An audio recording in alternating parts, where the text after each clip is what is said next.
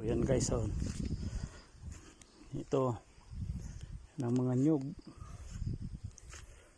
Tatandaan ko noon, ito ang bahay namin dyan dati. Yan.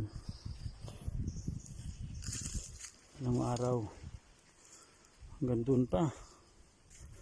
Subali bukas naman pagka ang asikasuhin ko naman yung malapit sa airport, yung sa Kirib.